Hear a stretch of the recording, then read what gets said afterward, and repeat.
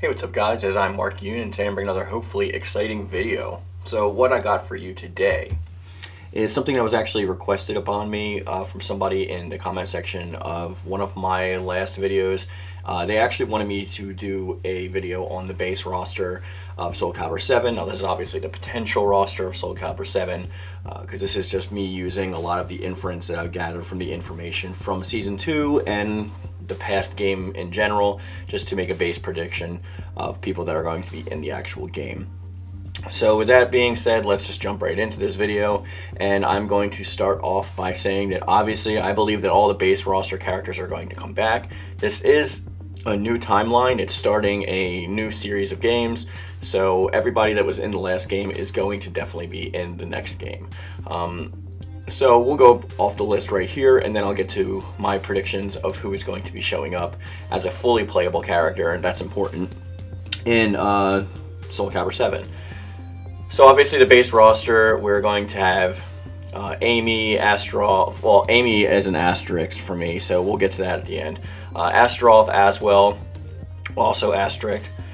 Cassandra, Cervantes, Gro, Halmaru, Hilda, Hwang Sung-kyung, possibly Inferno, but I'm not 100% sure. Ivy Valentine, Kilik, Maxi, Mitsurugi, Nightmare, Raphael, Sungmina, Setsuka, Siegfried, Sophitia, Taki, Talim, Tira, Voldo, Shanghua, Yoshimitsu, and Zasalamel. Now, these are characters that are obviously going to make it, with the exception of maybe Inferno, maybe Aswell, and maybe Amy. The reason I say maybe Amy is because if you played her Soul Chronicle, or if you played through Libra of Souls fully, then you definitely see the inner workings of Aswell drawing out the psychic abilities and potential of Amy, which will eventually transform her into Viola. Whether she gets her memories wiped or anything like that, we have no idea. As though I do really hope that we keep her playstyle in the game, and I do want her character in the game. I'm not 100% sure if they're going to keep her in favor of just having Viola. So I hope that they do, but I don't know. Like, we'll just have to wait and see for that one. As well, if you've played Labor of Souls, you know where his story ends up, so I'm not 1000% sure if he's going to make it back. Obviously, though, there could be a MacGuffin where they could just pull anything out of their butt and like bring him back. But we also need to see him transforming Amy, or the startings of her becoming Viola. So I think he is important to be there, unless that process has already started behind the scenes and they just explain that from the offset. Inferno didn't really have anything to do with the last game. He was just like a playable character, and it was only offline, so I'm not sure if they'll bring him back. They might do the same thing. It's probably likely, but I just wanted to play it safe and have an asterisk for that. Everybody else, I think, is 100% coming back. A lot of people have been asking me, well, what about Sophitia, because, like, isn't she supposed to get pregnant or whatever? And I keep saying, and I will say this ad nauseum until everyone finally understands, is that this is a new timeline. And when you have things like the butterfly effect, which, if you don't know what the butterfly effect is, it's like, it's a phenomenon that explains a butterfly flapping his wings in this part of the world can cause tornadoes in that part of the world, in the opposite end of the world.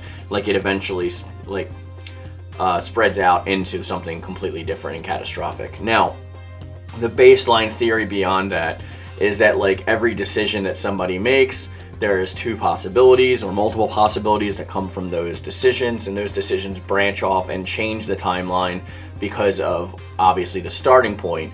Therefore, Soul Edge, everything has been proven to be canon. Soul Calibur 1 has been almost completely changed, and this timeline goes a little bit into Soul Calibur 2's timeline if you're following the times in Soul Calibur 6.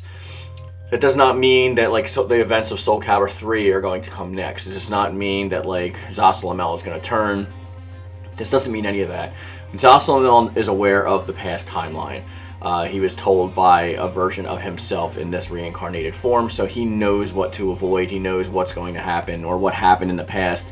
So he's 100%, it looks like, on the hero's side this time, trying to do things with them, not just behind the scenes by himself. The same thing is going on with Cassandra.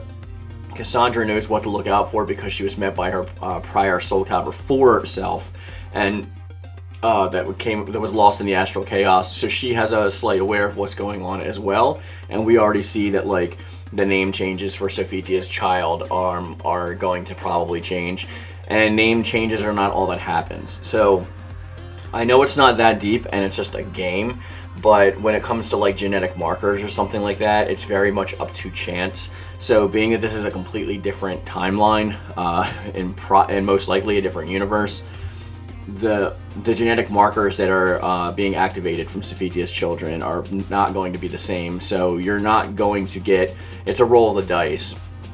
So we're 100% not going to get like a Pyrrha or a Patroclus. Now that would be real life, right? Could they bring them back in the game in some capacity?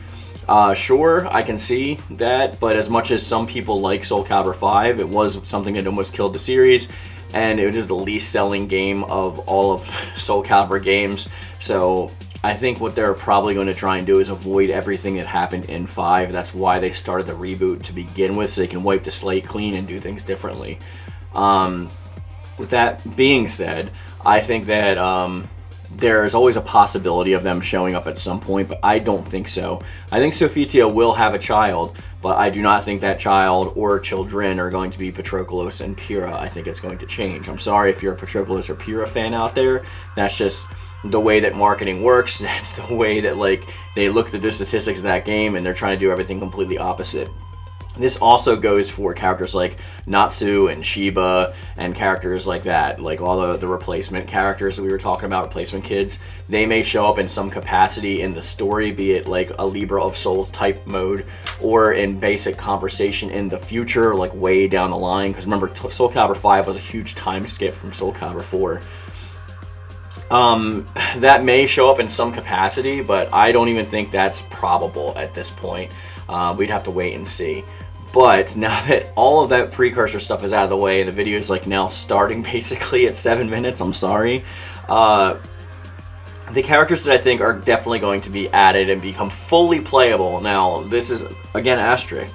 Ishka Acht, I do not believe is going to be a fully playable character. Since she uses her abilities to transform, unless we get a new form of Algol in this game, and then she transforms into that new form of Algol once she becomes his vessel, that is something that we may see, possibly, but if not, I'm expecting them to just do her gameplay that she was doing from Season 2, which if you didn't play that, she just transforms into like all the bosses or like all the, you know, the tough characters. So I think she's going to come back in that limited capacity as well. Juan Gobak might actually make an appearance, since he's like basically the lieutenant or the captain of the Shepherds and Swords. I believe that he will be coming back. I think if anybody has a chance of becoming a fully playable character, it's him. He's very fleshed out. I don't think they might go with 100% character creation again with him. If he does, since he's returning in Soul Calibur 7's story, I think he is going to get full playable character status. I also think that Curtis is going to become fully playable and not just be used with character creation parts. And beyond that, we know that Viola is coming back, and Zwei. Now, Zwei is very important because he actually does show up. There's a whole page about him in the encyclopedia about what he's doing right now in this timeline. So in Soul Calibur 6, in this timeline, which replaces Soul Calibur 1, because as far as we know, that timeline no longer exists, Gro is like 12 years old, and he has a totally different backstory. Zwei. He has a totally different backstory. So, while his character design may be similar or share some facets of its counter self in the past timeline, I don't think he's going to play anything like he did before. I don't think we're getting that like werewolf stand type thing. I think he's going to have a completely new, unique moveset, and it's going to be explained by this version's history of this time. So, nothing's going to go into the same way that it happened last time. I'm going to do an entire video explaining the differences between like timelines, dimensions, alternate realities, and things of that nature. So look forward to that, because people do get really confused, and the number one comments that I still see in my comment section is always, well, one, it's you should have more subscribers, but number two, it's usually that like the past games are going to influence the time of this time, and that's just not the case.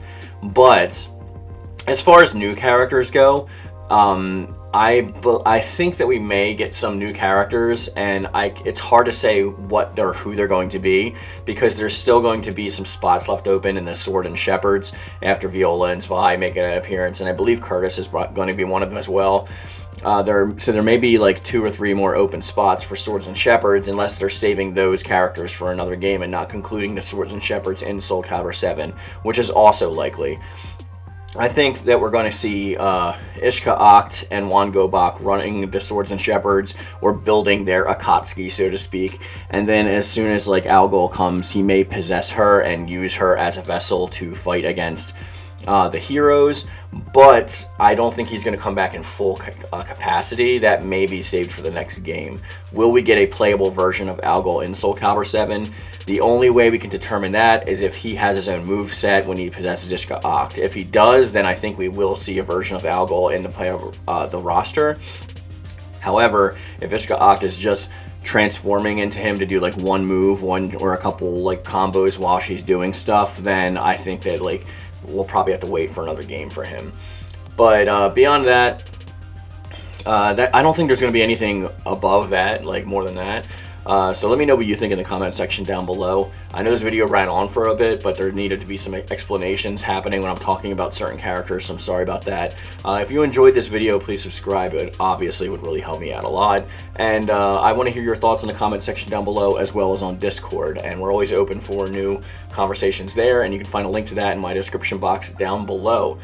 With that being said, guys, we're going to bring this video to a close, and as I always say, I love it, thank you, and thank you.